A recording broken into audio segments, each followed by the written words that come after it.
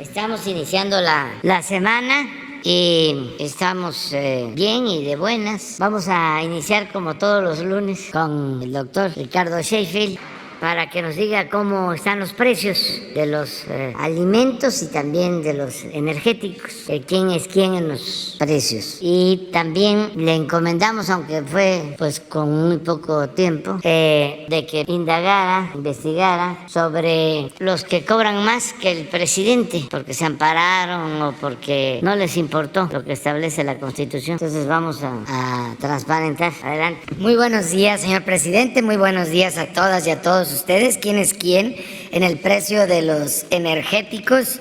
La gasolina regular tuvo un precio la semana pasada promedio en México de 22 pesos con 3 centavos por litro. La gasolina premium de 23 pesos con 98 centavos y el diésel de 23 pesos con 36 centavos. Esta semana hay incentivo fiscal del 100%, no se paga el IEPS ni en gasolina ni en diésel.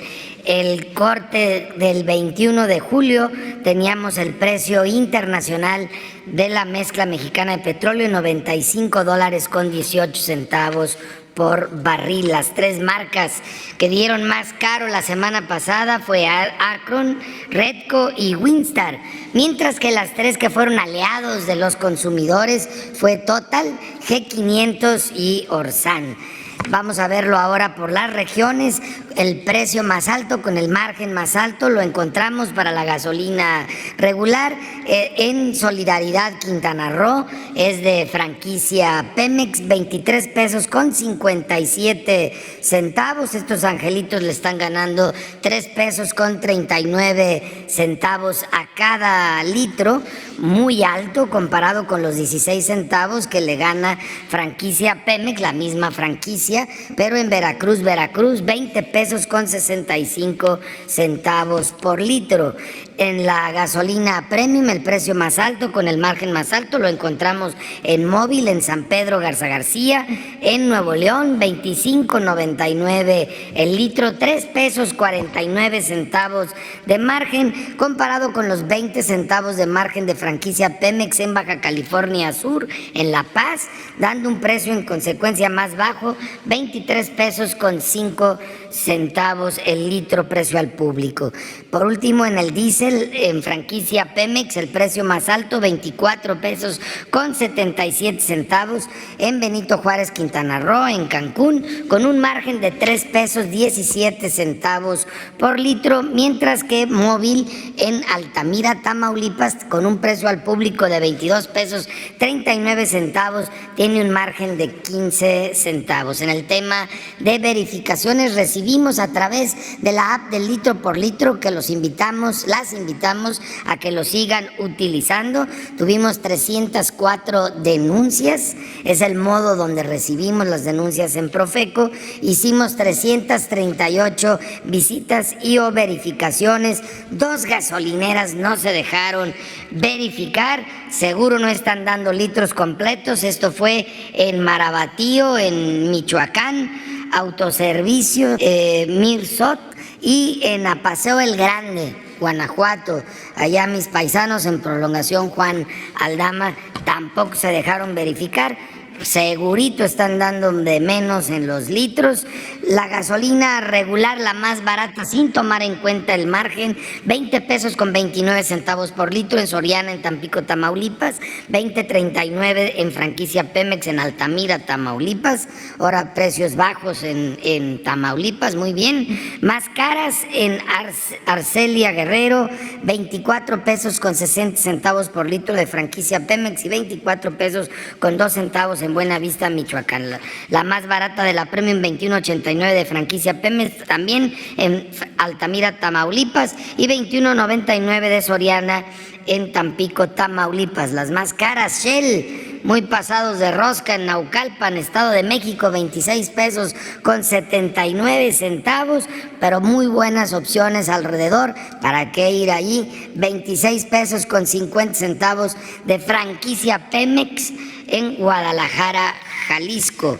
El diésel, la más barata, 22 pesos 19 centavos, Coatzacoalcos, Veracruz, esto es de BP, y 22 pesos 40 centavos de Móvil en Altamira, Tamaulipas. La más cara, 25.99 de Carvel en Allende, Chihuahua, y 25.99 en esta gasolinera Carrera del 76 en Hermosillo, Sonora. Seguimos también monitoreando el tema de los servicios sanitarios que aprecian mucho las consumidoras y consumidores en nuestro país, que no lo cobren, que esté bien limpio. El 20 de julio, ese día, haciendo corte al precio internacional del gas LP y convirtiéndolo a kilos y a pesos, tenemos que fue de 26 pesos con 15 centavos, mientras que el promedio de las 145 regiones en nuestro país fue de 24 pesos con 36 centavos por kilo. Ese mismo día, 13 pesos con 96 centavos por litro, mientras que el promedio en México de las 145 regiones, 13 pesos con 13 centavos. Seguimos encontrando quien da por abajo del precio máximo de su región, que son aliados de los consumidores. Gas Premium en Tepeji del Río, Hidalgo, 12 pesos con 33 centavos por litro, mientras que el precio máximo es de 13 pesos 68 centavos, más de un peso por abajo del precio máximo. Muy bien por ellos. Y Flama Azul en Concepción, Buenavista, Oaxaca, con un precio al público de 23 pesos con 5 centavos por kilo, cuando el precio máximo es de 24 pesos con 48 centavos, un peso 40 centavos menos por kilo. Y realizamos 758 verificaciones o visitas en el tema de gas LP, 3 con infracción, las 3 por básculas que estaban descalibradas, menor los problemas en esta semana, y absolutamente todos cumpliendo con el precio máximo establecido para su región, y como vimos, incluso algunos cuantos por abajo del precio máximo. Vamos a ver ahora la canasta de los 24 productos básicos de Profeco en esta semana. Las dos que tuvieron más presión, que aparte no se entiende muy lógico: la papa, que se está permitiendo por primera vez importarla, y la cebolla, que está con buena cosecha en este momento en el país. Sin embargo, alto el precio en estos dos productos. Se ha mantenido estable el índice nacional de precio al consumidor en lo que respecta a bebidas y alimentos, aunque tuvimos en esta semana pasada un ligero aumento en la canasta de estos 24 productos, tanto en el precio mayor como en el precio menor, principalmente debido a la cebolla y a la papa, como ya mencioné. Vamos a ver en la zona centro del país que el precio más caro para estos 24 productos lo encontramos en la Comer de Querétaro. Querétaro tiene el paquete en 1,076 pesos con 50 centavos, todavía por abajo de los precios más altos que llegamos a ver arriba de los 1,100 pesos en esta zona. Ahorita 1,076 pesos 50 centavos el precio más alto. Y en Soriana, Coacalco, en el Estado de México, el precio más bajo, 948 pesos con 75 centavos, más de 100 pesos de diferencia. Sí conviene buscarle. Y vamos a ver ahora la zona centro-norte, en donde en Zacatecas, en Walmart encontramos el paquete al precio más caro de la región, 1,096 pesos con 60 centavos, mientras que en Chedraui de La Paz, Baja California, tenemos el más barato de la zona a 944 pesos con 80 centavos. En la zona norte, en Tampico, Tamaulipas, Chedraui es la opción más cara, 1,172 pesos con 30 centavos. Vamos a dar más barato Chedraui, sí lo hacen casi todo México, ayuden también en la zona norte. Y la opción más barata, una cadena regional, principalmente presente en Nuevo León, que es Merco a Renberry. Muy bien por ellos, que en Monterrey, Nuevo León, tienen el paquete 912 pesos con 20 centavos. Y vamos por último a ver la zona sur-sureste, en donde en Central de Abastos de Villahermosa está el precio más caro. Ojalá lo vuelvan a bajar como lo tenían antes. Fueron durante muchas veces la opción más barata del sureste, 1,075 pesos con 30 centavos, mientras que en Chedraui de Campeche es el más barato, para que vean que sí se puede. Chedraui, échenle la mano también al norte, 953 pesos con 60 centavos.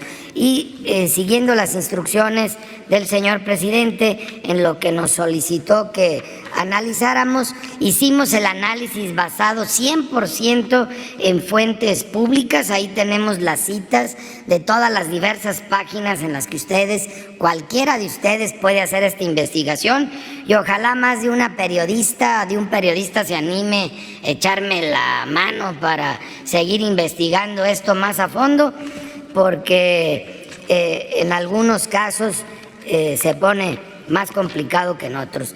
Hay algunas instituciones que están amparadas y que con eso se excusan para no cumplir con una disposición que tiene ya la Constitución de nuestro país, la Constitución de México, en donde nadie debemos de ganar más que el señor presidente.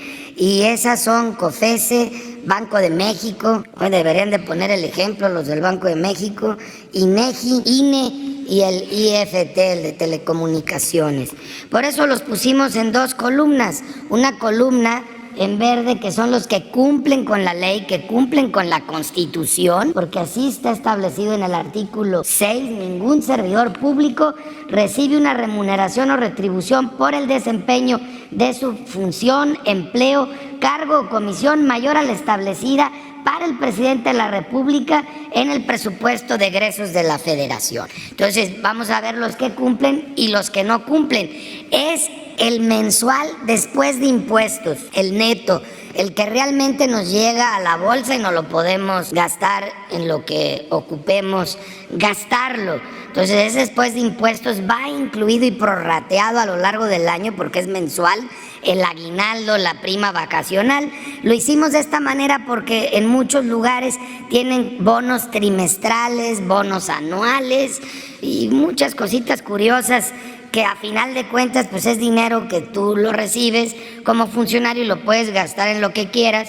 Para entenderlo y comparar peras con peras y manzanas con manzanas, lo sumamos todo y lo dividimos entre los 12 meses del año después de impuestos, y el sueldo del señor presidente es de 136,700 pesos. Gana exactamente lo mismo la presidenta de la Comisión Nacional de Derechos Humanos. En consecuencia, pues está cumpliendo porque no gana más. Los secretarios de Estado, 135,400. Luego podemos ver como el director del CONACYT, 132,400. El de la Comisión Federal de Electricidad, el director general, 132,000 pesos mensuales ya netos. Director general de Fomento Minero, 131,700. Mi compañero director del IMSS, 131,600. De Conducef, 128,800. Del Instituto Nacional de las Mujeres, 128,200. NAPIN, 127,000. Del Servicio Postal Mexicano, 125,400.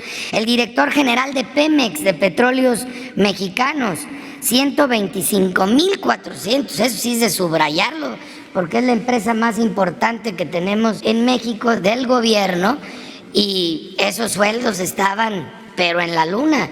Ganaban más que ni las empresas internacionales, que ganan bastante más. El senador gana 125,100 pesos. El director general de Fonacot, 124,800. Su servidor, 124,800 también. El director general del Instituto Mexicano del Petróleo, 124,100. Un diputado, si es el presidente de la Junta de Coordinación Política, gana 97,900, mientras que los demás diputados federales un poquito abajo, 1,000 pesos abajo, 96,900. Eso es lo que finalmente reciben las funcionarias, los funcionarios. Pero vamos a ver ahora al consejero de la Judicatura Federal. Esos angelitos se llevan 286,600 pesos, más del doble que el presidente. El magistrado presidente de la Sala Superior, 286,500. Un ministro de la Suprema Corte, 284,500. La gobernadora del Banco de México, amparada, y sus funcionarios, todos ellos por arriba del presidente. Ella gana 248,500. El consejero del INE, también su equipo de primer nivel, todos por arriba del presidente, gana 240,500. Poquito abajo del doble. La COFESE, 206,500, aunque ahorita está vacante. El IFT, 197,700, el comisionado presidente. 151,300, la comisionada presidenta del INAI. 149,700 del INEGI, la titular.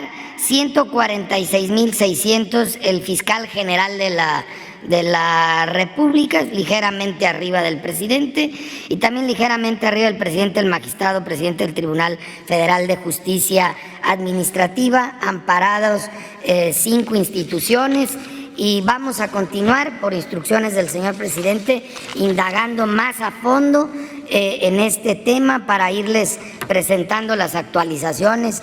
Ojalá algunas compañeras y compañeros del gobierno federal, con este ejercicio en la próxima presentación, pues ya se hayan ajustado a cumplir con la ley. Muchas gracias. Bueno, pues adelante. Compañera, 2, 3, 4. Faltan los videos, pero ya quedamos. Ustedes 4, 5 y 6. Ya, a ver si llegamos allá. Tren Maya, reporte de avances, 25 de julio de 2022. En el tramo 1, en Balancán, Tabasco, se construyen cunetas a un costado del terraplén para encauzar el agua que caiga sobre la plataforma de vía hasta la obra de drenaje transversal más cercana. Con ello se evitarán encharcamientos o inundaciones para el libre paso del tren. En el tramo 1 también avanza la construcción de más de 50 pasos ganaderos y agrícolas, los cuales permitirán la conexión entre ejidos y garantizarán la realización de actividades primarias de la región. En el tramo 2 continúan los trabajos de cimentación y construcción de la base de montaje para la estación Etzna. Además, sigue el acopio de durmientes y balasto para el tendido de la vía. También se cuenta con el arribo de placas para la construcción del paso inferior vehicular, que beneficiará a las comunidades campechanas de Jool, Tixmucuy, Etzna y Ruiz Cortines. En el tramo 3, cerca de San Bernardo, municipio de Copomá, en Yucatán, continúa la colocación de riel sobre los durmientes y la primera capa de balasto. En el tramo 4, en Puerto Progreso, Yucatán, inició la construcción del muelle Beacon, destinado al servicio del Tren Maya. En este muelle se recibirán de manera simultánea hasta 20,000 toneladas de balasto con el atraque de 2 barcazas, lo cual agilizará el suministro de este material indispensable para la vía. También continúa la construcción de un viaducto que contempla la edificación de 3 pasos inferiores vehiculares que conectarán destinos como Mérida, Tizimín e Izamal. Ya son más de 114,000 empleos generados en el sureste de México por el proyecto del Tren Maya. El Tren Maya avanza.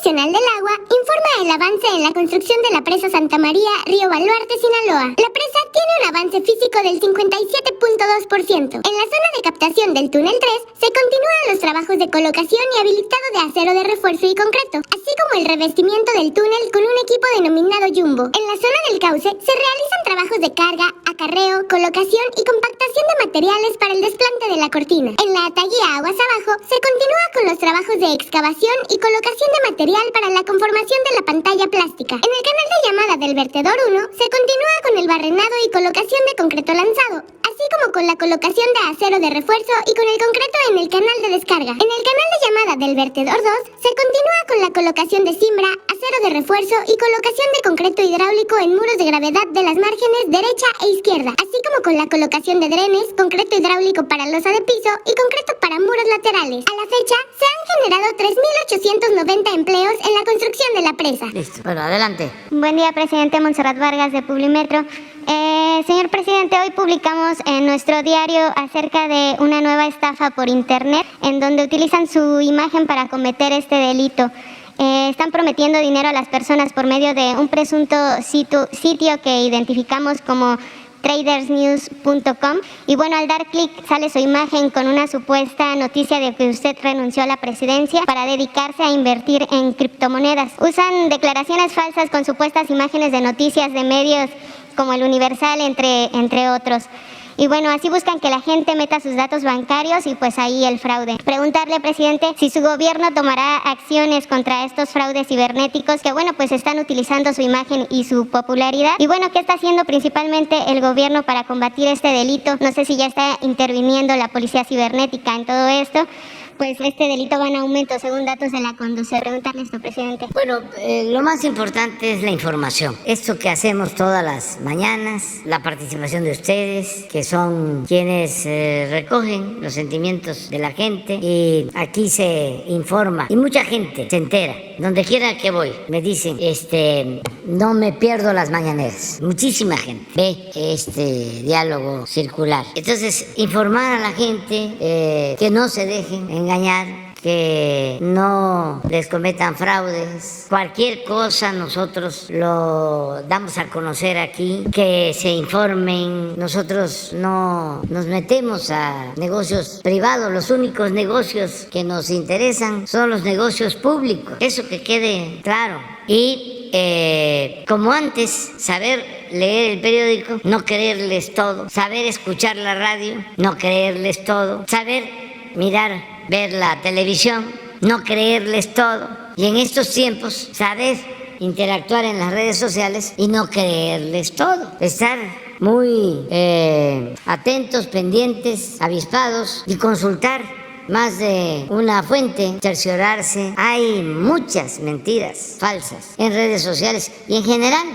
Les voy a platicar de una experiencia de ayer. Volé de Guadalajara a México, en Aeroméxico, porque estuve en Jalisco y en Nayarit, viernes, sábado y domingo, recorriendo y supervisando obras, lo que se está haciendo en beneficio de la gente. Y ya veníamos llegando, ya el avión estaba por tomar la pista y de repente que se desvía y se va a dar una vuelta y ya bajamos, pero antes dice el piloto por el sonido, ofrecemos disculpas, pero nada más hay una pista en el aeropuerto de la Ciudad de México, está cerrada la otra pista porque nos informan de que encontraron textual, un cráter. Entonces a mí me llamó la atención porque acababa de estar un día antes, estamos ampliando el aeropuerto de Tepic porque va a ser internacional para ayudar al aeropuerto de Vallarta, que ya está saturado. Y estuve con el secretario de Comunicaciones, con el subsecretario de Comunicaciones, con el director de ASA, y estuvimos hablando del aeropuerto de la Ciudad de México, de que tiene un problema estructural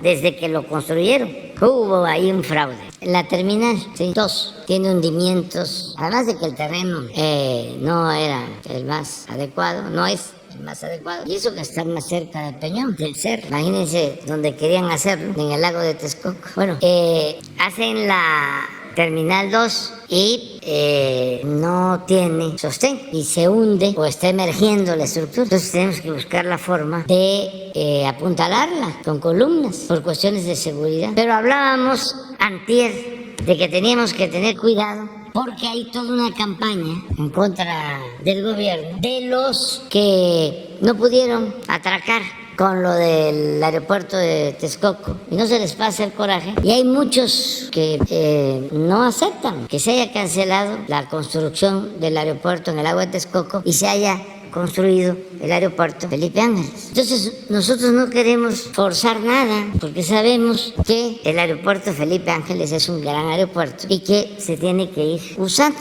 de manera natural. Me preocuparía si no se hubiese terminado, pero ya terminado es cosa de que se les quite el coraje y ahí van a ir poco a poco entendiendo la nueva realidad. Ya me había comentado el secretario de Marina que nos echaban la culpa de las demoras en el aeropuerto, sosteniendo de que lo que queríamos era de que la gente se fuese, o las líneas ya se fuesen al aeropuerto Felipe Ángeles, que los estaban forzando, que incluso el personal del aeropuerto de la ciudad ya se había trasladado al aeropuerto Felipe Ángeles. Muchas mentiras, y la gente, por ejemplo, no sabe que todo lo que tiene que ver con el equipaje pues es un asunto de las líneas, no tiene que ver con la administración del aeropuerto. Y si les demoran en entregar las maletas, pues es la línea. Y sin embargo, había tortuguismo, toda una campaña. También el almirante me acababa de informar que igual, por el sonido del avión, alguien le había comentado de que al bajar, al aterrizar, un piloto había comentado, disculpen, ¿no?, por el bache, pero es que nos quieren sacar o quitar de aquí, quieren que nos vayamos al aeropuerto Felipe Ángeles. Y ayer me pasa. Entonces sí me preocupó por lo del cráter, que una cosa pues es un bache, otra cosa un socavón, pero ya un cráter, ahora sí que, como dicen mis paisanos veracruzanos, le zumba. Entonces este es el cráter. Entonces, y se hizo, ayer mismo hablé con el secretario de Marina y le dije, oiga, indague aquí con el del aeropuerto, ¿por qué está cerrada la pista? Entonces ya me dijeron de que por la grava del bache decidieron barrer y tapar el bache, y que en mi caso pues no había necesidad de no aterrizar, que lo hicieron porque estaba en la punta de la pista otro avión y no fue por el cráter. Afortunadamente la gente que venía ahí en el avión pues se portó muy bien, porque a lo mejor el piloto pensó, aquí ahorita le van a reclamar al presidente. Ya ven, ¿no?, de que se prestan esas cosas. Entonces mandé a atenderlo. Ya desde luego están las dos pistas, y sí, pronto vamos a informar de cómo está el aeropuerto para que haya toda la seguridad. Hemos estado invirtiendo en mejorar el aeropuerto constantemente, hemos estado invirtiendo, y también tenemos que tratar el problema estructural, que ese aeropuerto, mejor dicho, ¿cómo le llaman? La Terminal 2, le hicieron cuando Fox, con Cerizola en comunicaciones, no tiene mucho tiempo y sí tiene un daño estructural, y cobraron bastante. Entonces lo vamos a revisar y vamos a apuntalarlo para que se proteja a la gente. Entonces es un poco lo de las noticias. Imagínense las redes, ¿no?, un cráter, la pista, y así por el estilo, porque se está llevando a cabo una transformación. Yo todo esto pues lo puedo decir e informar, todo lo puedo transparentar, y les comento que no me molesta, es mi trabajo, y entiendo el enojo de nuestros adversarios. Es que se está llevando a cabo una transformación, no es cualquier cosa, no es más de lo mismo, y lo estamos haciendo de manera pacífica, sin violencia. Entonces, de que hay críticas y discrepancias, pues las tiene que haber, nada por la fuerza, todo por la razón y el derecho. De ahí vamos, avanzando. Y estoy optimista. Por ejemplo, no les gustó el que se contrataran a médicos humanos, mujeres y hombres. Aprovecho para agradecerle al pueblo y al gobierno de Cuba por su apoyo. Pero ojalá y comprendan de que necesitamos los médicos para curar a nuestro pueblo, y que independientemente del coraje, de la enajenación que provoca la ideología, el pensamiento conservador, con juicio práctico, con objetividad, con la verdad, se indague para que nos crean que no tenemos médicos, que no tenemos especialistas, porque durante todo el periodo neoliberal no se invirtió lo suficiente en educación, en salud, porque el proyecto era privatizar la educación, privatizar la salud, que estudiara. Esa era la esencia del pensamiento conservador neoliberal, el que tuviera para pagar colegiatura. Yo no estoy en contra de la educación privada. El que tiene para pagar una escuela particular, tiene para pagar colegiatura, lo puede hacer, está en su derecho. Pero el Estado está obligado a garantizar la educación pública, gratuita, de calidad, en todos los niveles escolares. Porque la educación, como la salud, no son privilegios, son derechos del pueblo. Entonces, hasta en la UNAM, esto para los jóvenes, porque pasó ya hace algún tiempo, querían cobrar cuotas cuando estaba en su apogeo la política privatizadora. Entonces, si no tenemos médicos, si no tenemos especialistas, pues acudimos a gobiernos que tienen posibilidad de enviarnos los médicos que se necesitan. Entonces, antier, el sábado, ya en Nayarit tenemos casi el 100% de los médicos generales y especialistas. Y hemos basificado a trabajadores de la salud en Nayarit, mexicanos que llevaban mucho tiempo trabajando como eventuales, a 800. Y estuve en Rosa Morada y ya tenemos el 94% del abasto de medicamentos. Y ya están funcionando 2 quirófanos. Y ese modelo de Nayarit lo estamos extendiendo y así va a funcionar en todo el país. Entonces, imagínense la satisfacción que me produce el que el sábado me dice una doctora ahí en el hospital de Rosa Morada, le quiero decir algo. Estábamos ahí supervisando con el director del seguro, con el doctor Alcocer. Dice, pero se lo quiero decir a usted. Y se acerca y me dice gracias, porque estaba yo por contrato y ahora tengo mi plaza y me siento muy contenta. Y más contentos los enfermos, los familiares que ya tienen cómo atenderse. Imagínense una gente humilde, pobre, que es lamentablemente la mayoría de los mexicanos. ¿De dónde va a sacar dinero para pagar un hospital privado? Cuando lo hacen, tienen que vender lo poco que tienen, sus parcelas, sus casas, quedan endeudados. Y aquí estamos hablando de hacer valer el derecho del pueblo a la salud. Esto es atención médica, estudios, medicamentos gratuitos, salud para toda la población, para los que no tienen seguridad social.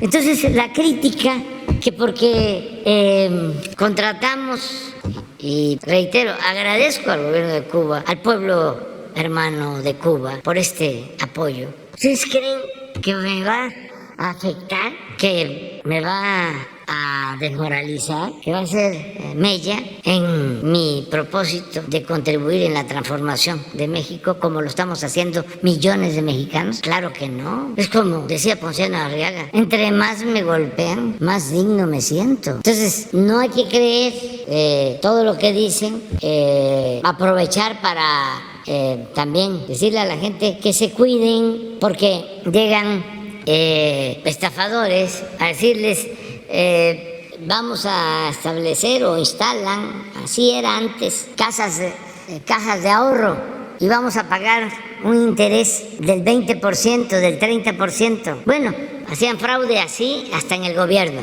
que desde luego estaba prohibido poner dinero público en financieras porque supuestamente les iban a pagar más intereses. Y esas financieras desaparecían como las cajas de ahorro y se llevaban el dinero de la gente. Entonces, que tengamos todos mucho cuidado. Si bien decirle a la gente que se cuide y que no confíe, ¿están haciendo algo para combatir este delito que va en aumento, estos fraudes cibernéticos?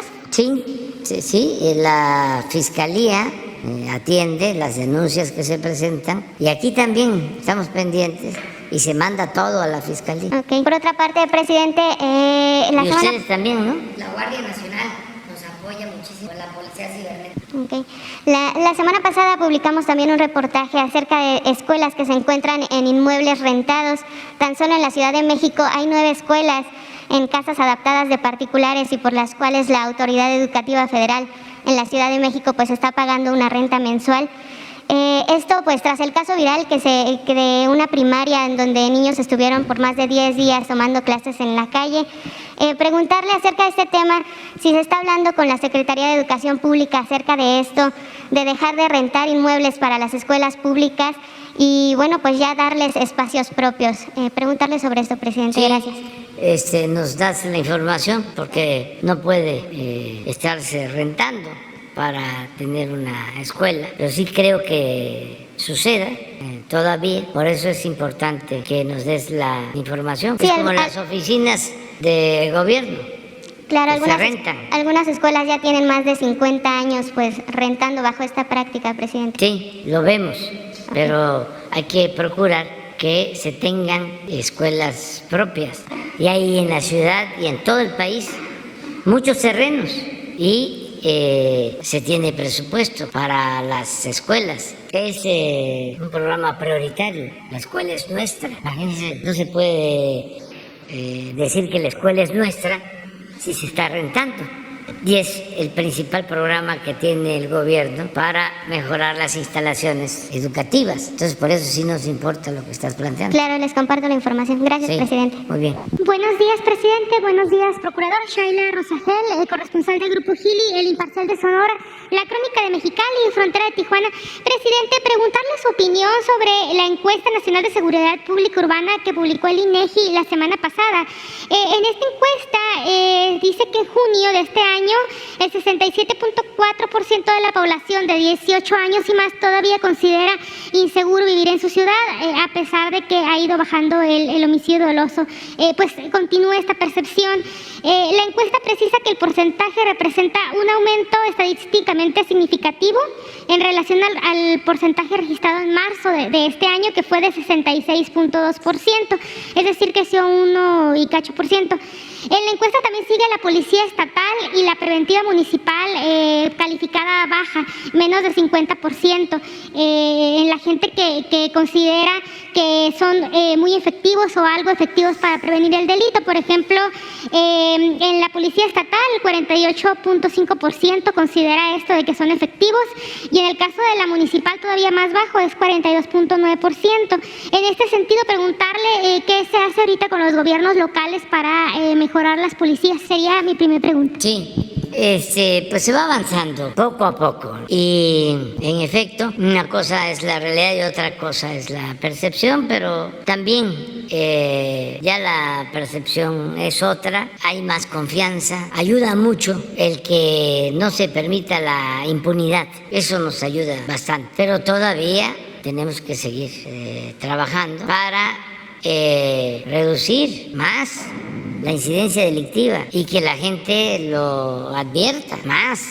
Y hay estados en donde pues no se han tenido buenos resultados, y ahí estamos trabajando. Pero hay otros en donde sí. Aquí en la Ciudad de México ya la percepción es otra. Hace años, cuando se preguntaba a un familiar de cómo estaba la Ciudad de México, pues había la queja. Muchos no querían venir a la Ciudad de México. La realidad y la percepción era de que había mucha violencia, muchos robos. Y ahora pues es una ciudad con menos robos, con menos violencia. Tan es así que se están viniendo a vivir y a trabajar estadounidenses. Ya hay hasta quejas de que por la llegada de muchos extranjeros, en especial estadounidenses, están subiendo los precios, las rentas de las casas y lo que cobran los restaurantes.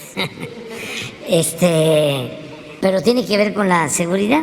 Y en el caso de las policías también, por lo general, la gente le tiene más confianza a la Marina, al Ejército, ahora a la Guardia Nacional, que a las policías estatales, municipales. Pero las policías municipales, estatales ayudan.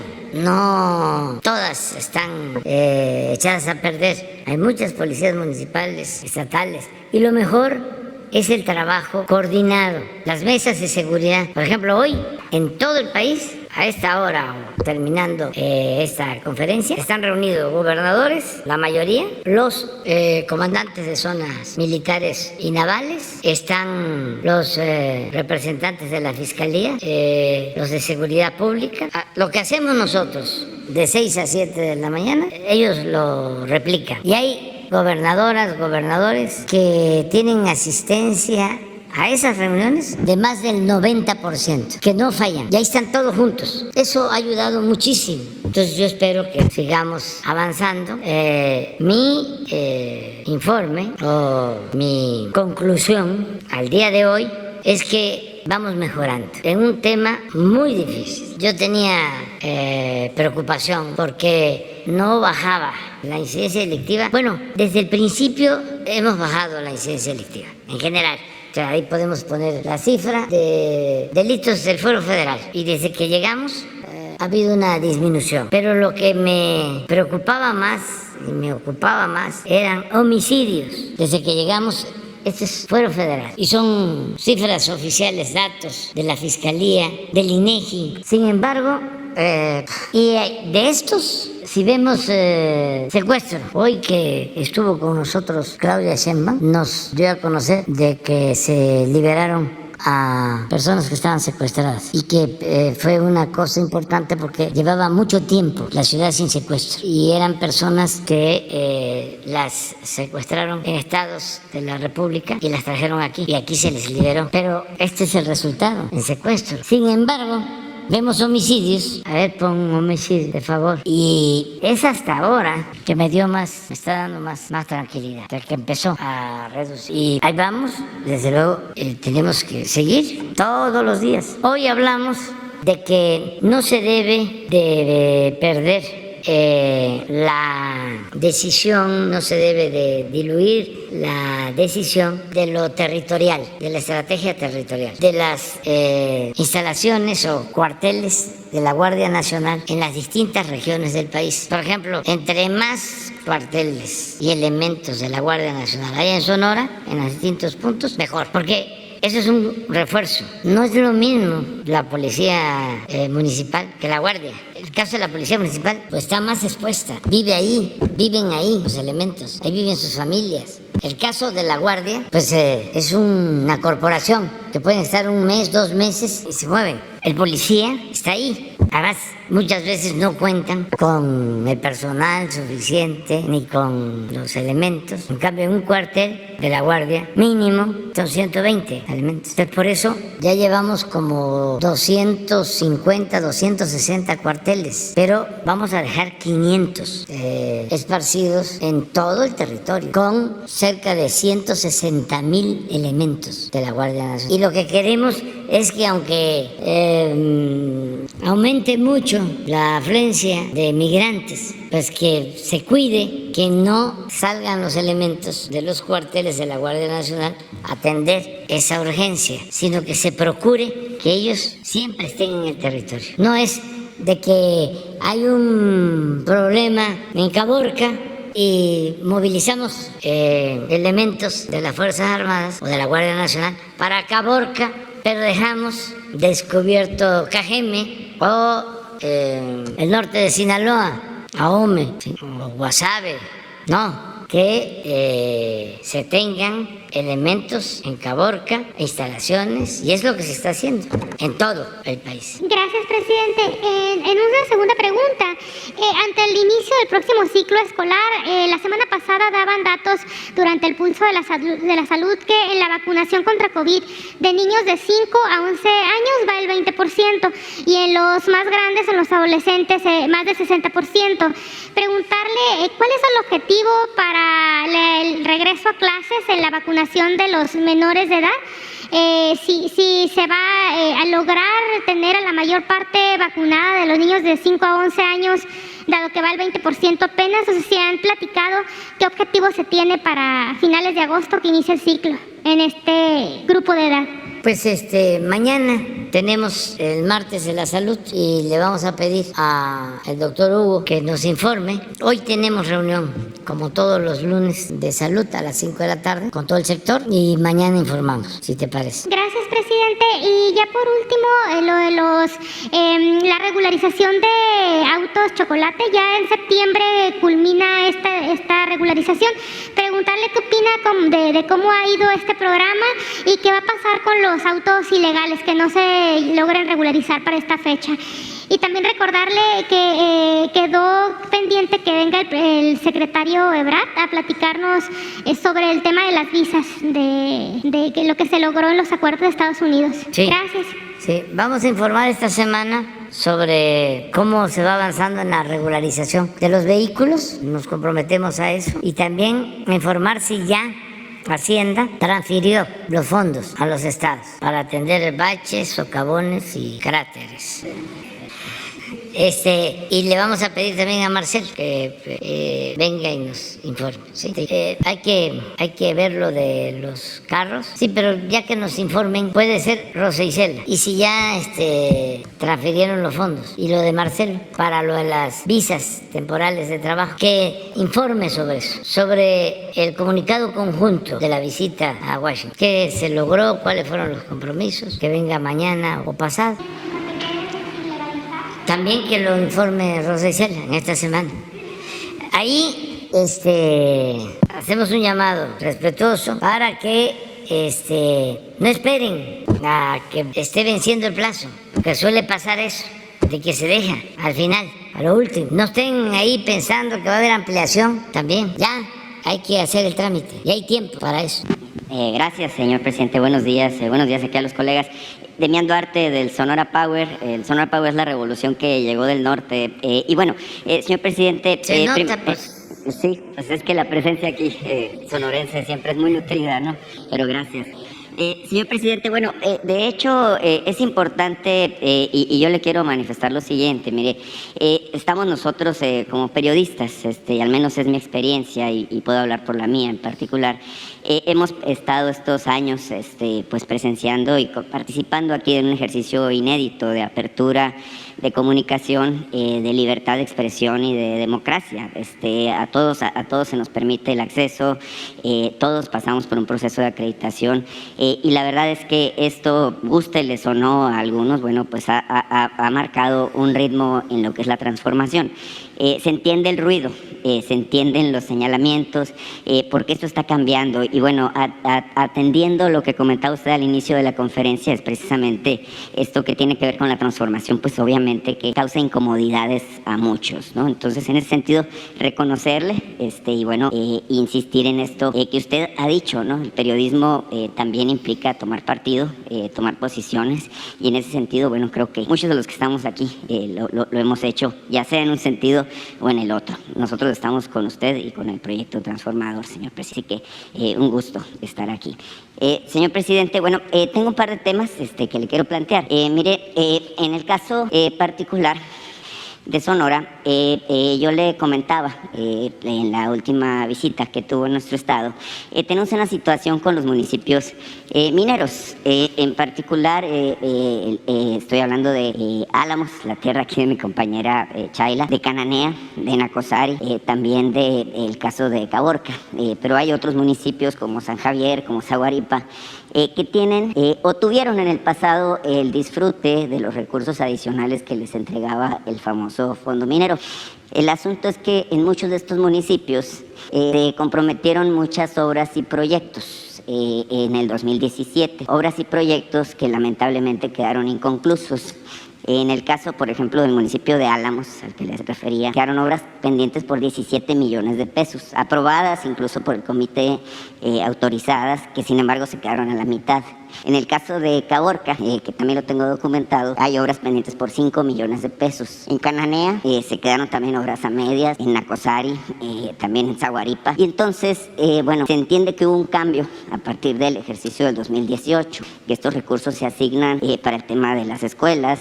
Sin embargo, la reiterada queja de los ciudadanos de estos municipios es que las obras que ya estaban autorizadas simplemente se paralizaron, que los recursos relacionados, bueno, pues se quedaron congelados, que Hacienda no los ha entregado y que, bueno, pues es una lástima. Usted ha reiterado que no se deben dejar obras inconclusas.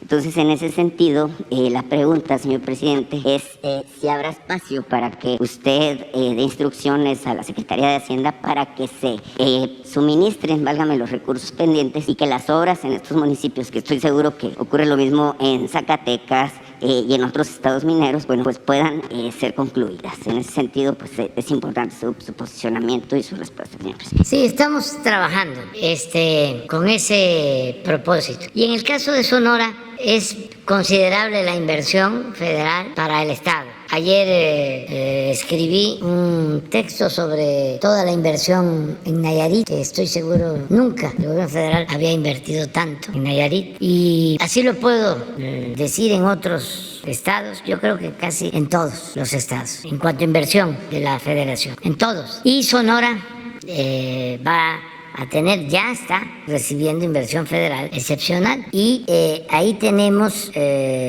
una ventaja también en otras partes. Cuando los gobiernos estatales son responsables y honestos, y los gobiernos municipales lo mismo, nosotros podemos transferirles los fondos. Si nos dicen este camino estaba completamente destruido y no teníamos recursos y lo hicimos y ayúdenos, o antes, este camino está destruido, es muy importante, o este puente se está cayendo y no tenemos los recursos, yo lo autorizo y lo único que les digo es hazlo, porque le tengo confianza y ya vemos cómo te ayudamos. Lo que hacemos con los gobiernos municipales de Oaxaca, que son honestos, sobre todo los de usos y costumbres, que tienen asambleas democráticas, que participa toda la gente. Imagínense lo que nos ayudan, que en vez de que nosotros desde acá licitemos, se hagan todos los trámites, se consigan las claves de inversión. Conseguir una clave de inversión en Hacienda es un viacrucis y puede llevar 2 años. A veces es más el trámite para conseguir la llamada clave de inversión, porque si no hay esa clave de inversión, no hay nada. Puede llevar más tiempo ese trámite burocrático que lo que dura en construirse una obra. Entonces lo que necesitamos es capacidad operativa, y cuando tenemos autoridades honestas, porque ese es el problema. Antes se enviaba el dinero, por ejemplo, del llamado seguro popular, que ni era seguro ni era popular, y el dinero lo usaban para otras cosas, lo desviaban. Y los centros de salud abandonados, sin médicos, desde luego sin medicinas. Ahí andaban los políticos ofreciendo medicina en los estados y ofreciendo equipos médicos. Entonces, en el caso de Sonora le tenemos confianza, Alfonso Durazo, en el agua para los seres, ya está autorizado, pero si no es con agua y lo hace el gobierno de estado, nosotros le ayudamos y ellos pueden conseguir con más facilidad la fuente de agua, en donde hay agua buena, y el tendido de la red y el proyecto nosotros lo respaldamos. O ahora que fuimos allá precisamente con los seres, y hay un camino que ya no se puede la mejorar. carretera de Puerto Libertad, ¿no? Que es muy complicada. Sí, a Puerto Libertad, sí, que hay que rehacerlo. Pues ahí el Estado lo hace y nosotros le ayudamos. Es que se distribuya la carga, que nos aligeren la carga. Entonces, lo que tú planteas se puede ver con el gobierno de Sonora y nosotros ayudamos. Sí, porque son recursos que ya están incluso recaudados. Sí, si quedó una obra, ¿sí?, inconclusa, pues eso es dinero del presupuesto. Hay que buscar la manera de terminarla. Y lo mismo en caminos. Hicimos el compromiso en el caso de Sonora que vamos a entregar recursos a los gobiernos municipales de la sierra. Y ya se va a cumplir. Nos ha llevado más de un mes, pero tenemos que ir así avanzando. Entonces el presidente municipal o el ayuntamiento ya obtiene esos recursos y ellos ahí contratan a ingenieros, a albañiles, y hacen su obra. Y esa es la manera de avanzar más. En ese sentido, la sugerencia sería entonces a los alcaldes, en particular, es que recurran al gobierno del estado para que les ayude a reactivar esas obras. Sí. Bien, muchas gracias, presidente. En otro tema, bueno, de mi región, que no de mi estado, mire, por segunda ocasión me buscaron ejidatarios de Sinaloa, muy en particular del ejido Dautillos. Es un tema que ya se abordó aquí hace aproximadamente 1 año y medio.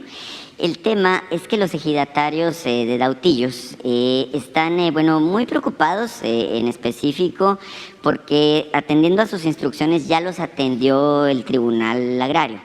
Sin embargo, el Tribunal Agrario lo único que hizo fue darles un tecnicismo y darles largas, es decir, no les dio una solución de fondo. Ellos tienen un ejido, tierras ejidales, que son 2.672 hectáreas, pero curiosamente son unos terrenos que están frente al mar, en el municipio de Nabolato. Tienen evidentemente una alta vocación turística. Para esa región está volteando el desarrollo del estado de Sinaloa, el desarrollo inmobiliario en particular. Y a ellos, por tecnicismos, les han estado pateando la pelota hacia enfrente, diciéndoles que no procede, que el área de agostadero no puede darle soporte a determinado número de cabezas de ganado. Obviamente, este proceso pues es un decreto que data de 42 años. Fue cuando se les dotó de los terrenos ejidales, estamos hablando de 1980. Ellos del 80 al 98 de alguna manera estuvieron buscando el modo para hacerse con los terrenos. En el 98 hubo una resolución que los despojaba además de los terrenos, y desde entonces a la fecha, 24 años, pues tienen ellos pues arrastrando el expediente de aquí para allá. La pregunta, señor presidente, en este sentido es, bueno, si existe la disposición de parte de su gobierno para atender, es un caso de justicia social, evidentemente, y a mí me queda muy claro, como a los ejidatarios, que aquí de lo que se trata es de buscar despojarlos de sus terrenos. ¿Por qué? Porque tienen un alto valor en este momento, quizás en 80 pues no valían lo que valen hoy, y no darles la oportunidad de ser ellos quienes los desarrollen. Entonces, la segunda pregunta en ese sentido sería si su gobierno estará dispuesto a apoyarlos y en este caso garantizar que los legítimos posesionarios de los terrenos, repito, 2.672 hectáreas en Sinaloa, bueno, pues sean quienes puedan usufructuarlos y lograr el desarrollo que pues naturalmente merecen ellos y sus familias. Sí, miren, la cuestión agraria, ya saben ustedes la historia, la Revolución Mexicana se hizo por la justicia agraria. En el manifiesto convocando al pueblo a tomar las armas, el artículo 3, Madero habla de que de triunfar la revolución se iban a restituir las tierras a los pueblos indígenas que habían sido despojados justamente por los hacendados. En la convocatoria a tomar las armas. Ese manifiesto fue el que lleva a muchos campesinos a participar en la revolución. Así surge el movimiento zapatista, porque ya había mucha inconformidad de que las haciendas se quedaban con las tierras de los pueblos, invadían las tierras de los pueblos. Ese fue el conflicto en Morelos, del pueblo de Anenecuilco, donde nació Zapata, con la hacienda, el hospital de los Escandón, porfiristas. Entonces, triunfo de la revolución. Uno de los problemas que enfrentó el presidente Madero, un hombre muy bueno, un servidor público ejemplar, honesto, limpio, de buen corazón, es que no pudo resolver esa demanda. Al principio llevaba muy buena relación con Zapata, se reunían, se caían bien. Hay una carta en donde Madero invita a Zapata a los baños termales que habían entonces en Tehuacán, Puebla, porque el presidente Madero se tomaba su tiempo para la reflexión, el análisis, también para su concepción filosófica, lo espírita, que era una filosofía importante en ese entonces. Bueno, y había buena relación, pero como siempre, los halcones, los conservadores ultras, golpistas, se encargaron de que se rompiera esa relación. Y eso afectó porque se quedó el presidente Madero sin base. Si se hubiese entendido con Zapata, hubiese contado con el apoyo de los campesinos y hubiese llevado a cabo su transformación democrática, que no ha habido en la historia de México un presidente con más vocación democrática que Francisco I. Madero. Pero para llevar a cabo una transformación, repito, y eso no se debe de olvidar, se tiene que contar con el pueblo. Una transformación no la impulsa un sector privilegiado, ni basta con los intelectuales, ni la van a impulsar los periodistas o los medios de comunicación. Una transformación verdadera la impulsa el pueblo. Si no hay ese apoyo, nadie resiste. Entonces, no se cumplió con el artículo 3 del manifiesto, que convoca a tomar las armas para derrocar a Porfirio Díaz el 20 de noviembre de 1910. Entonces, sigue la lucha y poco a poco se va consiguiendo el que se restituyan las tierras despojadas a los campesinos. Y por eso se logra, a pesar de la división que había en las filas revolucionarias, y también por eso, por la presión de Villa y de Zapata, que ya estaban juntos, en Veracruz, Venustiano Carranza da a conocer la ley agraria del 6 de enero de 1915, que es el antecedente al artículo 27 constitucional, en donde ya se reconoce el derecho de los campesinos a la tierra. De todas maneras, no se avanza mucho, es hasta que llegue el general Cárdenas el que cumple con esa demanda revolucionaria, porque en su sexenio él le entrega 18 millones de hectáreas a 1 millón de familias campesinas en aquel entonces. Y así empieza el reparto agrario y hay un predominio de la propiedad social en México, lo que no pasa en Centroamérica, ni en Estados Unidos, ni en Europa. Esto tiene que ver con la Revolución Mexicana. Son de estas peculiaridades que tenemos en México. Lo mismo con el movimiento de reformas que nos dejó el Estado laico. Eso no se dio en todo el mundo. Fuimos pioneros. Por eso es grande Juárez y por eso es importante la Revolución Mexicana. Es más importante que otras revoluciones por su contenido profundamente social. Empiezan otros gobiernos a ir limitando la entrega de la tierra y se llega a nuestros tiempos y Salinas de plano reforma el 27 y las tierras ejidales se ponen al mercado y Calderón lo que quería era que ya ni se hablara del ejido, como cuando llegó Fox a Los Pinos y el retrato de Juárez lo sacaron, que por cierto ahora lo tenemos aquí, se rescató porque se lo llevaron a Gobernación, luego a la Corte y ahora ya lo tenemos aquí en el recinto de Juárez. Por eso somos distintos y no es que nos caigamos mal porque el presidente Fox use botas o yo no hable de corrido. No, son otros asuntos los que nos hacen diferentes. Y así es la vida pública, política. No todos podemos pensar de la misma manera. Entonces, llegamos nosotros y ¿cuál es la realidad? De que hay ejidatarios inmensamente ricos que no son campesinos y hay ejidatarios latifundistas a partir de esa reforma al 27. Y tenemos también problemas heredados de despojos de tierra o de juicios que están en proceso. Entonces, ¿qué estamos haciendo ante esta tremenda realidad? Dos cosas. Una, si todavía no los han desalojado, los protegemos. No sé, en tu caso, ¿ya los desalojaron?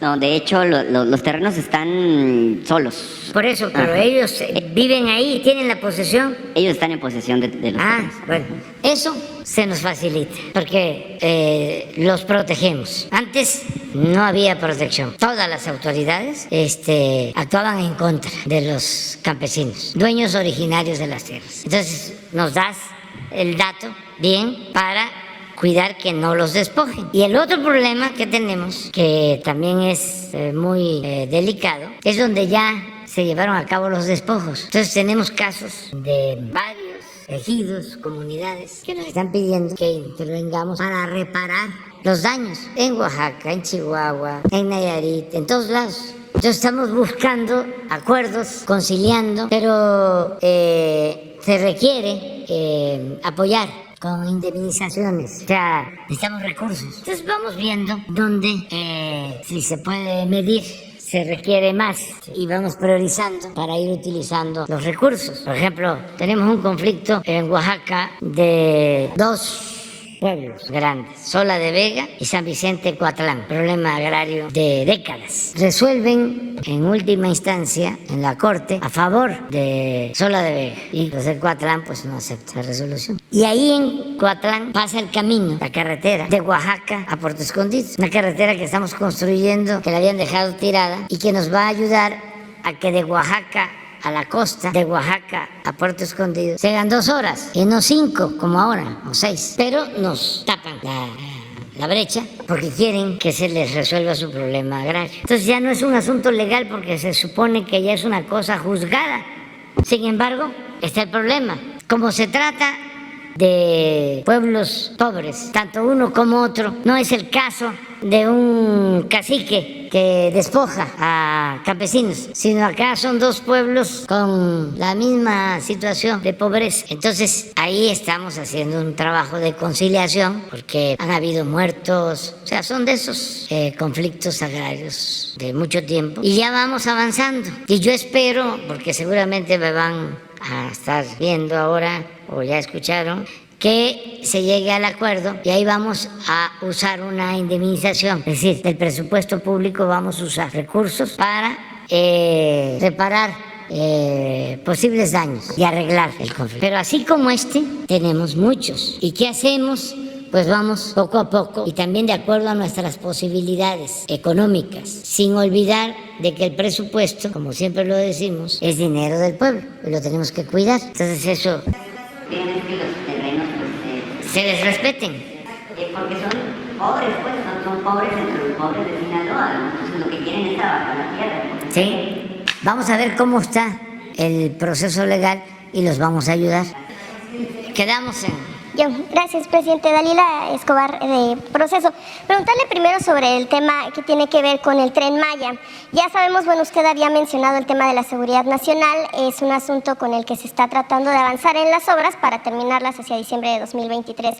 Sin embargo, bueno, pues algunos de los constitucionalistas, abogados que han sido consultados, ¿De los qué? Abogados y constitucionalistas han hablado de temas que tienen que ver con que este asunto es inconstitucional, por un lado, interpretación, que tiene que ver con interpretación en torno a que en la Constitución solamente se menciona al Ejecutivo como el ente que preserva y no que denomina. Sin embargo, en la Ley de Seguridad Nacional sí hay 3 aspectos donde pudiera estarse hablando de que el Ejecutivo sí puede, con esa interpretación, definir qué es un tema de seguridad nacional, que tiene que ver con temas de desarrollo, con temas de qué es atentar en contra de la seguridad nacional, con temas de vías, y usted ha hablado en varias ocasiones de que en el sureste pues se dejó abandonado y que ahora buscan el desarrollo. Sin embargo, también hay asuntos que tienen que ver con el tema de desacato judicial, que es el asunto de decidir reanudar las obras sin que antes un juez haya determinado cuál es la situación en este sentido. Esto pudiera arrastrar a que haya funcionarios más adelante que pudieran ser sujetos a sanciones penales, y de hecho algunos de los abogados hablan también de que ese es un camino conocido incluso por usted en el tema, recordemos, del desafuero, cuando hubo un desacato y todo ese procedimiento. Preguntarle si en efecto se calcularon todas estas consecuencias penales que pudiera haber, y también en materia de la legalidad o de apego a la Constitución. Desde luego, no hay ningún problema legal.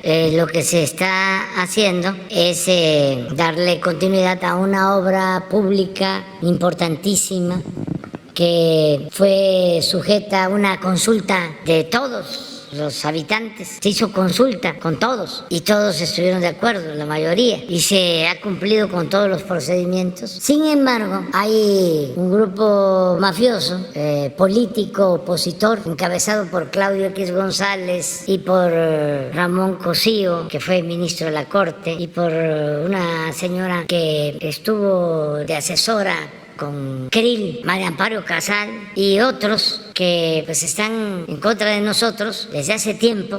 Claudio participó con su papá para ayudar en el fraude electoral del 2006. O sea, tenemos diferencias de tiempo atrás porque se sienten como los dueños de México y tratan de frenar, de parar la transformación del país, y quieren que continúe la corrupción, la impunidad. Este ministro de la Corte creo que fue de los que votó a favor de que se desechara la responsabilidad que tenían servidores públicos en el caso de ABC. Y ese es el corte de estas personas, es su perfil. Entonces, haciendo un poco de historia reciente, apenas inauguramos el aeropuerto Felipe Ángeles, creo que al día siguiente, a los 2 días, aparecieron los amparos en el Tren Maya. Ya habían promovido una batería de amparos en contra del aeropuerto Felipe Ángeles. Imagínense lo irresponsables que son. Tenemos problemas por fallas estructurales en el aeropuerto de la Ciudad de México, en la Terminal 2, como lo explicaba. Y eso invito a los ingenieros estructuristas que vayan y que se informen. Imagínense si tenemos que cerrar una parte del aeropuerto, en efecto dejar solo una pista, y no tuviésemos terminado el aeropuerto Felipe Ángeles, ¿en qué situación estaríamos? Solo por estos reaccionarios corruptos. Entonces se van al Tren Maya, empezamos nosotros a entregar información a jueces, y desde entonces los jueces no resuelven y paran la obra ya 3 meses, cuando toda la gente está de acuerdo y los dueños de los terrenos por donde va a pasar el tren están dando todos su anuencia, los campesinos, los propietarios, todos. Y llegan de la Ciudad de México y de otras partes del país pseudos ambientalistas financiados por el gobierno de Estados Unidos y nos promueven estos amparos. Entonces se recurre a un procedimiento que establece la ley, que es declarar esta obra de seguridad nacional por muchas razones, porque está interviniendo un gobierno extranjero, porque se está perdiendo dinero de la hacienda pública, dinero del pueblo, porque es una obra prioritaria, porque Estados Unidos, porque se están aplicando tácticas dilatorias, porque no hay justicia expedita. Miren, para los jóvenes también, porque los grandes, no todos, pero hay muchos de los que pertenecen a la llamada sociedad política que tienen ahorita como amnesia, ya se les olvidan las cosas. En el sexenio pasado ya estaban por lanzar una ronda de las llamadas rondas para entregar territorios y explotar el petróleo de México en todo Yucatán y el Caribe. Y ustedes, a ver, ¿se acuerdan de eso? Casi nadie se acuerda, porque los medios guardaban silencio. No es un reproche a ustedes, es que así era, había un control absoluto. Bueno, pero hay denuncias de ambientalistas, tampoco. Estamos hablando de todo el litoral del Golfo y del Caribe. Imagínense la zona turística más importante de México, que ha mantenido al sureste por décadas. Es el único sitio en donde ha habido crecimiento económico, en el sureste. Ahí se han ido a trabajar muchísimos paisanos veracruzanos, chiapanecos, tabasqueños, campechanos, yucatecos, del DF. Bueno, no les importaba convertir la zona turística en zona petrolera, en entregar a extranjeros todo ese litoral. Y ahora resulta de que no pueden dormir. Estaba yo leyendo a una artista que decía que no podía conciliar el sueño porque estábamos destruyendo la selva. Es como cuando Claudio traía la campaña en contra de la educación pública y a favor de la reforma educativa y decía que le preocupaban mucho los niños. Su mayor preocupación eran los niños. No, si son muy hipócritas. ¿Confirmaría que no están entrando en ningún desacato? Nada. No habrá, de acuerdo a la visión que usted tiene, sanciones penales en contra de sus funcionarios. No habrá. No tiene por qué haber. Pero además, que vaya Claudio y este abogado Cosío, y deben haber asociaciones de abogados del movimiento conservador, pero muchísimas, y que presenten denuncias y que resuelva el Poder Judicial. Usted ha mencionado que sí, en efecto, hubo un costo, está costando más el hecho que estén detenidas las obras. Preguntarle cuánto se ha detenido. Todavía no sabemos, pero es obvio que han pasado más de 3 meses. Es un tramo, que también eso es totalmente atípico, como es que son 1.500 kilómetros de tren, y donde está el conflicto es en 50 kilómetros. ¿Y ahí va a seguir entonces a cargo Grupo México, presidente? Porque No, ya no. Solamente no, la Sedena.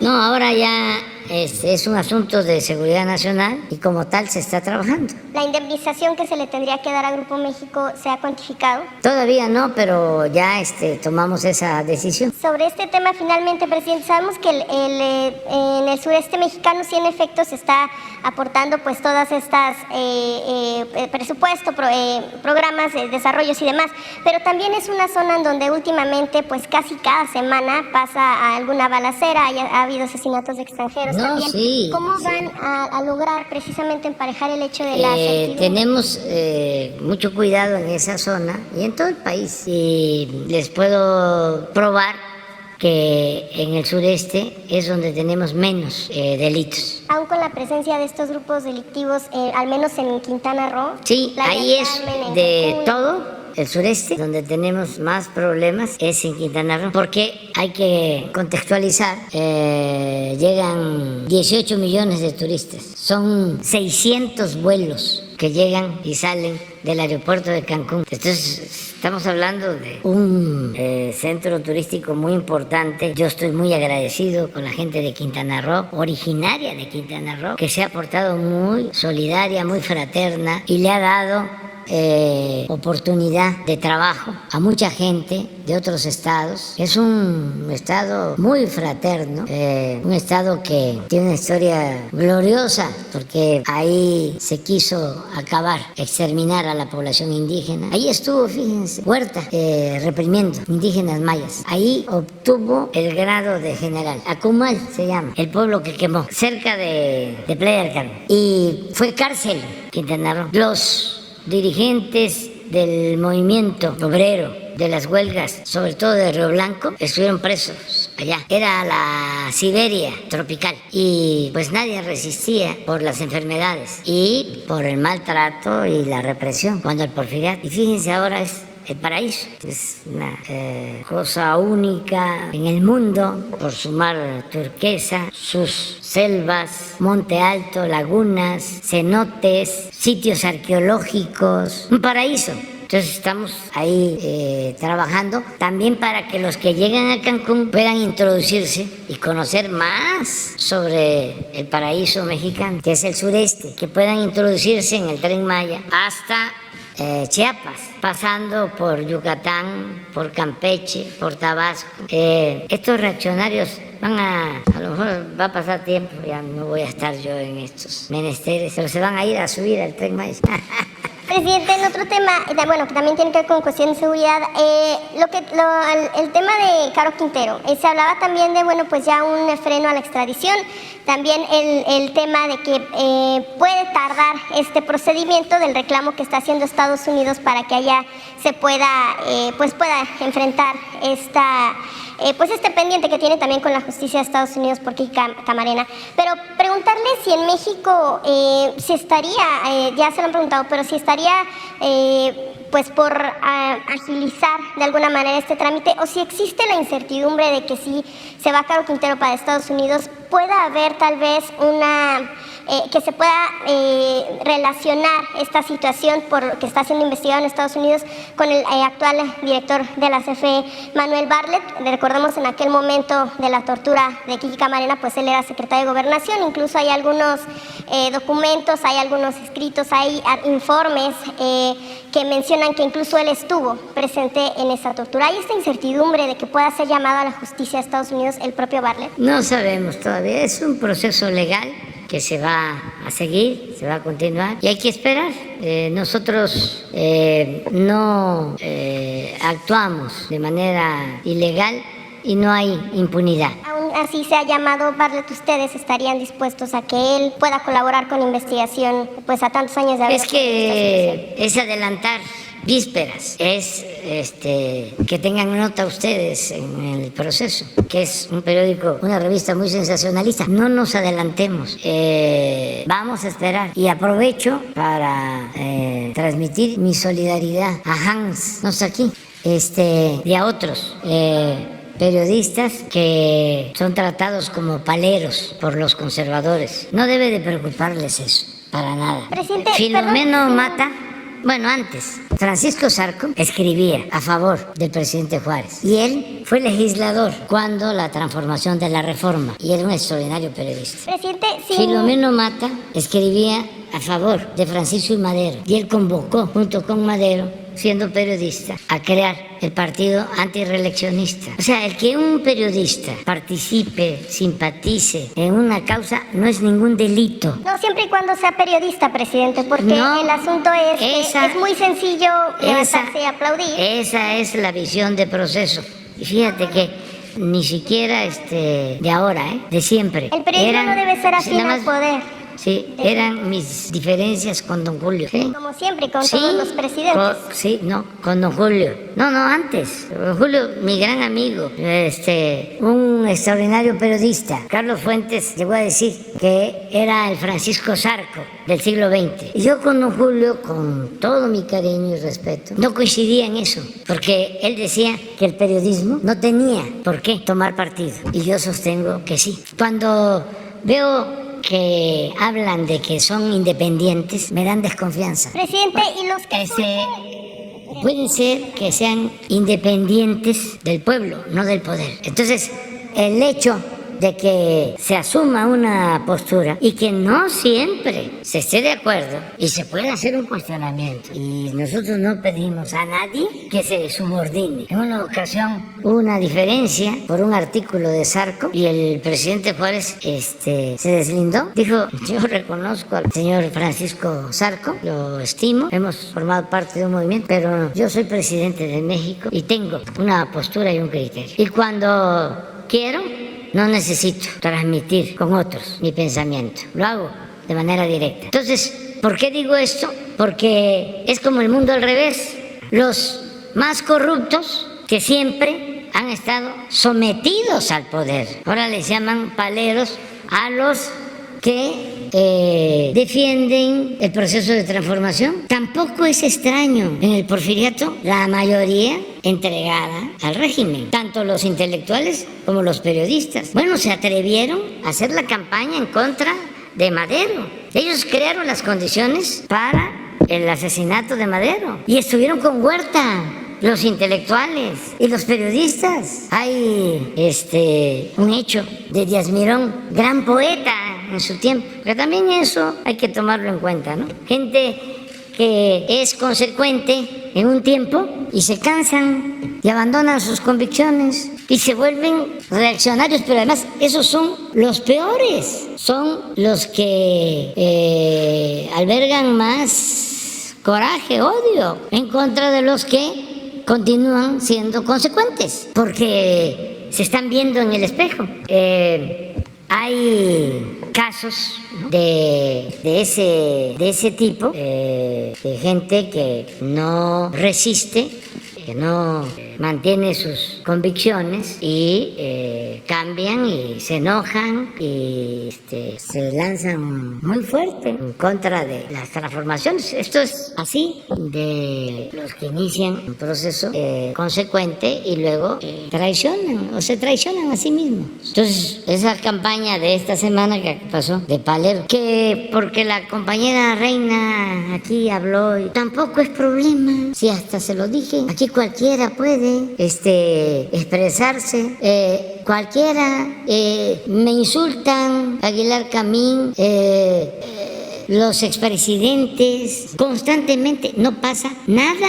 Me van a acusar a Estados Unidos el presidente a Europa, el presidente del PRI, no pasa absolutamente nada. Tengo mi conciencia tranquila, estoy trabajando para el pueblo, la gente ya despertó, está muy consciente y claro, hay provocadores, siempre los ha habido en todas las luchas. ¿Qué es lo que hay que hacer? Serenarse, tranquilos. ¿Quién pone a cada quien en su lugar? El pueblo, la gente. Entonces, aquí las veces que venga Reina, entra y puede tomar la palabra y decir lo que quiera. Entonces, lo de Hans a lo mejor lo va a perjudicar, pero yo creo que es bueno saber de que el periodismo en épocas de transformación no puede estar en las medias tintas. No hay término medio y estamos viviendo un proceso de transformación. Además, son muy poquitos los que están con nosotros, de todo el gremio, igual de la intelectualidad. La mayoría está cooptada. Entonces, enojarse porque hay 1,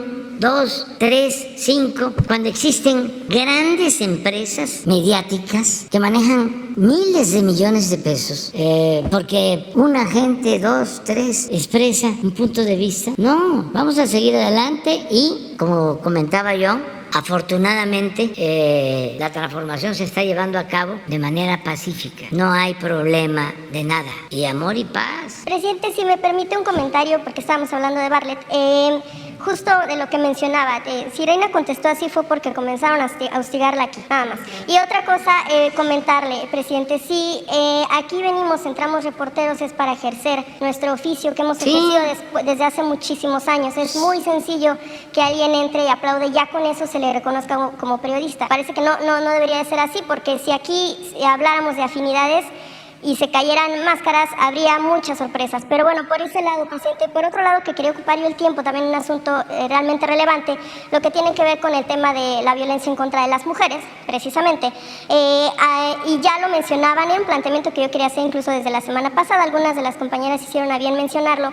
A las mujeres en México, porque ya lo hemos visto, bueno, pues son víctimas de feminicidios, son asesinadas por hombres porque pueden, porque lo primero, y además también pueden ser hostigadas, pueden ser agredidas, porque lo primero que van a encontrar en las instituciones y en la autoridad, pues es encubrimiento. Por ejemplo, el caso de las fiscalías, que cuando hay un feminicidio lo primero que hacen es decir fue un suicidio.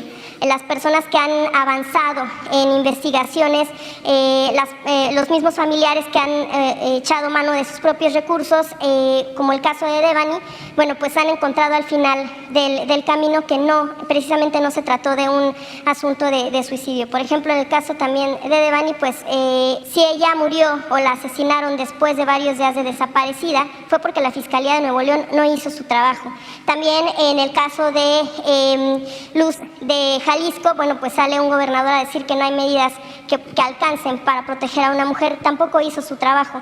Y muchas de esas ocasiones, presidente, por eso le preguntamos justo la diferencia que hay entre entender las causas de la violencia en contra de las mujeres y entender las causas que tienen que ver con asuntos de pobreza. Preguntarle de nuevo, presidente, si usted ha visto pues precisamente este encubrimiento en el que incurren algunas autoridades cuando hay una agresión a mujeres, empezando por hostigamiento y que termina en la máxima seña de violencia, que es el feminicidio. ¿Cómo cambiar eso? ¿Cómo lograr que las fiscalías precisamente avancen en esta situación sin que sea el propio Estado el que encubre este tipo de violencia? Pues es un proceso de transformación. Es que tardó mucho y ofrezco disculpa por repetirme y por ser reiterativo. Pero fue mucho tiempo el predominio del modelo neoliberal y causó mucho daño. Por eso decimos nosotros que neoliberalismo es neoporfirismo. Y si se conoce lo que pasó en el porfiriato, se puede entender mejor lo que sucedió durante el periodo neoliberal. Se puso por encima de todo el dinero.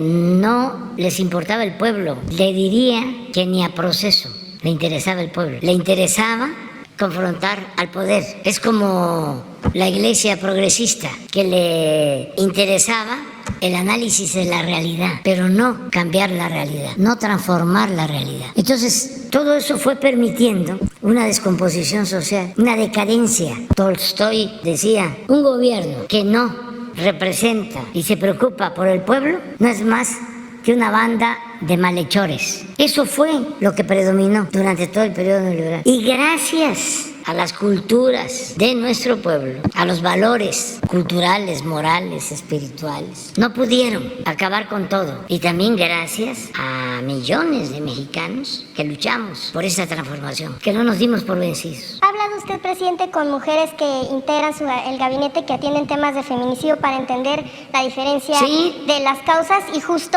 este tipo de expresiones que vemos desde todos los niveles cuando hay una agresión a mujeres, que lo primero que se ve es un apoyo, ese pacto patriarcal del que hablábamos hace ya un tiempo, ¿no?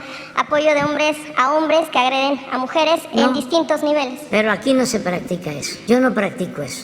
Yo soy respetuoso de todos los seres humanos. Yo le tengo amor al pueblo y le tengo amor a las mujeres y a los hombres y a los niños y a los ancianos. Soy humanista. Puede ser que en otros gobiernos, pero aquí no. No se permite la discriminación, no se permite el clasismo, no se permite el racismo. Aquí se respeta al pueblo. Ese es el coraje que tienen los conservadores. Pero ya se les va a pasar y además tenemos que ser correspondidos. Es decir, ellos tienen una postura, nosotros tenemos otra. No somos iguales. Este es un proyecto distinto y contrapuesto de nación al que prevalecía. Y no vamos a cambiar. O sea, si estuviésemos cometiendo una injusticia, claro que cambiamos. No, cometemos injusticias. Tenemos autoridad moral. Entonces, hay un grupo reaccionario. Además, yo hasta celebro de que exista oposición. Si no existiese oposición, si no hubiese este grupo reaccionario, estaría preocupado. ¿Qué estamos haciendo? ¿Dónde está la transformación? Si todos están de aplaudidores, si todos queman incienso. Pero imagínense la dicha de que sea yo uno de los presidentes más atacados en la historia. Eso me lo comentó y no era yo presidente y todavía no estaba como ahora, pero me lo dijo Monsi, Carlos, Madero, que eso fue una vileza. Eso es lo peor, lo que le hicieron. Y lo mismo, había un fondo, ¿saben cómo se llamaba el fondo? Para pagar a los periodistas y financiar la campaña en contra de Madero. El fondo de los reptiles. Imagínense cuánto dinero hay ahora. Toda la manipulación en las redes sociales, los bots, que nos debe una explicación, sobre todo Twitter, de cómo es que contratan a estos robots. Afortunadamente, nosotros aprendimos a luchar a ras de tierra. Eso nos ayuda. No debería yo de revelar este secreto, pero sirve también para los nuestros. Lo más eficaz es la comunicación directa con la gente, porque de un tiempo a la fecha se puso de moda de que se podía con el internet hacer una campaña y los publicistas vendían paquetes. Casi aseguraban de que ellos podían hacer presidente municipal, diputado, gobernador, hasta presidente de la República. Ellos tenían la forma. Y toda una corriente, pero importante, se fue con eso. Y eso no es suficiente. Sí influye, pero no deja de ser minoritario. Y hay veces que se piensa que las redes sociales son todo. No, aunque no nos guste, todavía en México hay más personas que se enteran de las noticias por televisión que por el internet. Entonces, lo más importante es ir a hablar con la gente y tenerle confianza al pueblo, servir al pueblo y tenerle confianza. Y sobre todo respetarlo y voltearlo a ver. Y lo más importante, quererlo. ¿Cómo se va a ser político? ¿O cómo van a ejercer ustedes el noble oficio del periodismo si no le tienen amor al pueblo? Díganme. Y esto no crean que es nada más en México o que tiene que ver con un partido, con una corriente. No, este es un asunto general.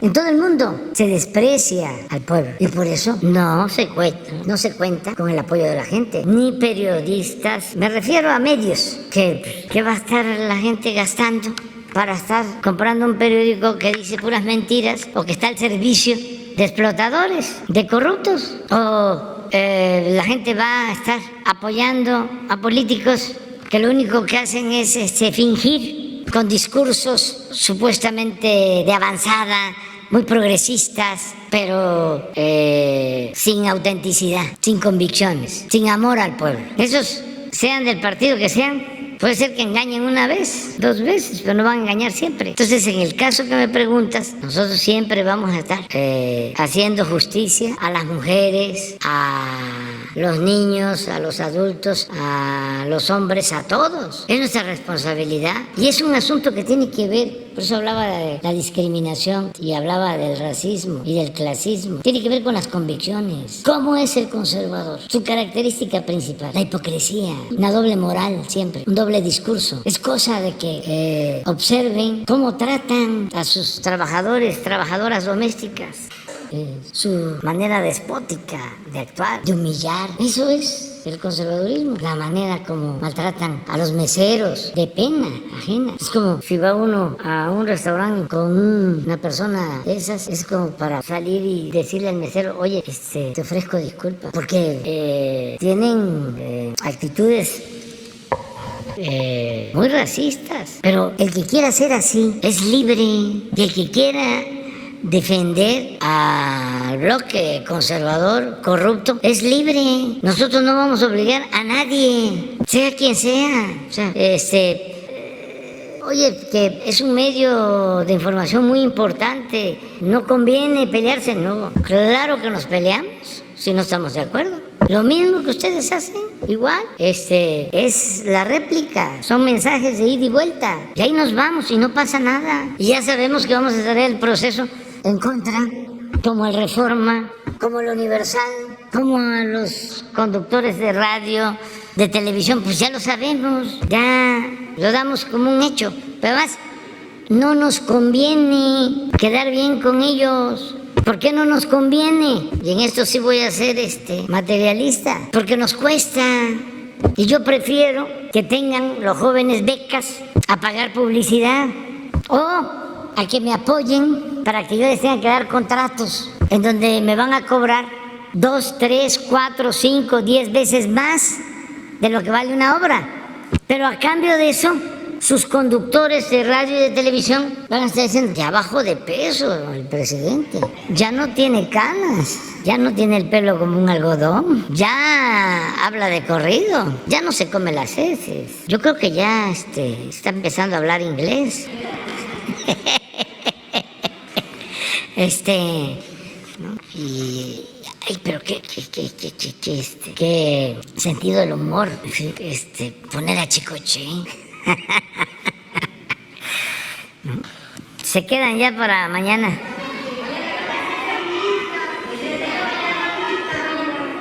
Sin lista.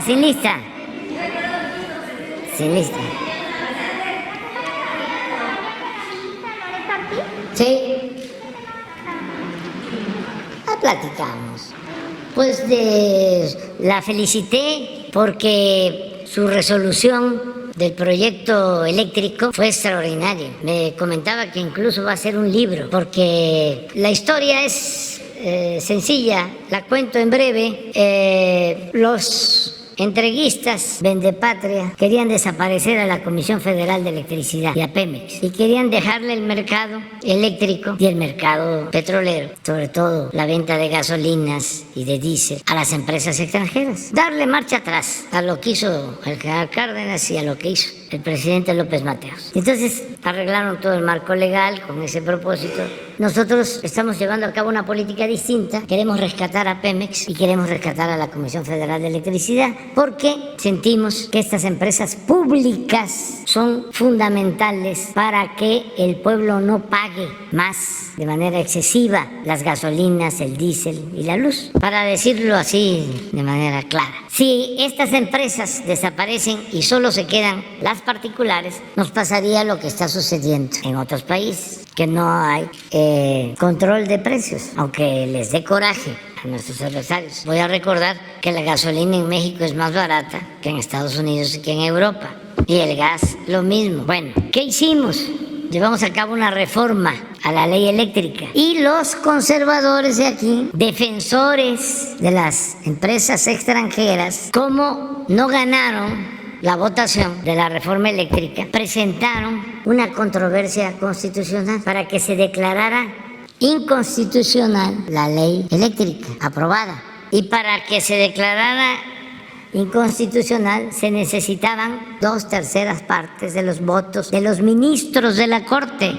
Entonces, la encargada de hacer el proyecto, que se sometió al Pleno para que los 11 ministros votaran artículo por artículo para ver si eran inconstitucionales y quitarlos, quien preparó el proyecto fue la ministra Loreta. Y se logró de milagro que ningún artículo se declarara inconstitucional. Unos con apenas 4 votos, que era lo mínimo. Si se obtenían 3, ya se declaraba inconstitucional un artículo. Y hubieron artículos en donde los ministros votaron mayoritariamente para afianzar lo establecido en la ley eléctrica. Por ejemplo, se declaró, que eso fue algo extraordinario, como fraude a la ley el llamado autoabasto, toda una triquiñuela de las empresas, como Iberdrola, para completar. Iberdrola fue la empresa española que contrató a Felipe Calderón como miembro de su consejo de administración. Cuando Felipe Calderón deja la presidencia, Iberdrola contrata a Calderón como su empleado. Y son los de más influencia en España, y aquí hacían lo que querían. Y ellos fueron los que armaron todo este monopolio que le costaba muy caro al pueblo de México, con el cuento de las energías limpias que les permitían hacer negocios sucios. Entonces descansamos cuando no se declaró inconstitucional la reforma eléctrica. Eso fue también lo que molestó a los conservadores de aquí y de allá, y a sus achichincles y voceros. Y por eso ahora están pidiendo una consulta en el marco del Tratado de Estados Unidos y Canadá, porque quieren seguir mandando y no quieren dejar de robar. Ese es el fondo. Entonces vino la ministra Loreta y me trajo de regalo su proyecto, que lo va a convertir en un libro, porque ahí están los fundamentos para que se declarara legal la reforma eléctrica. ¿Los argumentos que están en este proyecto de la ministra formaron parte de la respuesta a Estados Unidos y Canadá? Sí, por eso no tiene fundamento lo que ahora están planteando. Lo que me llama la atención, lo vuelvo a decir, es que los más enojados, los más contrarios a que se fortalezca lo público, lo que tiene que ver con México, son los conservadores criollos, porque desde luego que está participando el gobierno de Estados Unidos y el de Canadá, sobre todo el de Estados Unidos, y el Departamento de Estado en particular, en especial, porque es un asunto político, no hay ninguna violación a ningún artículo, nada. Además, México es un país soberano, así está en el tratado, en el capítulo 8 sobre los hidrocarburos, lo cuidamos Eso es lo que me dice cada vez que nos vemos el presidente Biden, que es una extraordinaria persona. Siempre me habla de que nuestro entendimiento se va a dar en un pie de igualdad. Entonces, ¿no es el presidente Biden? No sé quiénes están promoviendo esto. Sí, están participando mexicanos, internacionalistas. El que fue embajador de México cuando Calderón, Sarucán y otros. Pues con ellos me enteré. Eso es lo que le mandé a decir también al jefe del Departamento de Estado. Porque si había alguna diferencia, como dicen los diplomáticos, pues por los canales, ¿no?, correspondientes. Pero él empezó a darlo a conocer en su Twitter. Viene casi un golpazo y ya frotándose las manos. Y luego, pues como ya uno ya sabe, vi a otro que son del mismo grupo y todos ya traían la información antes que nosotros, porque ellos tienen relación con el Departamento de Estado. Pero pues vamos a defender el punto y decirle a la gente que vamos muy bien, de buenas, y vamos a seguir atendiendo el problema de la inflación, que no va a aumentar el precio de las gasolinas, el diésel, que no va a aumentar la luz, no va a aumentar, y que estamos ya buscando. Esta semana nos reunimos para hacer una evaluación del plan que tenemos para bajar el precio de los alimentos, que es lo más importante, el que no nos golpee la inflación, que podamos tener resultados pronto, y vamos muy bien. ¿Cómo ven para mañana?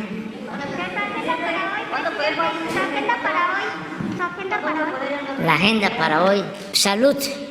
Tenemos que ver lo de la viruela.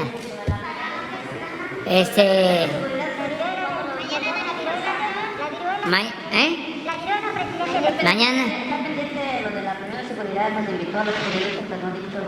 Ah, sí.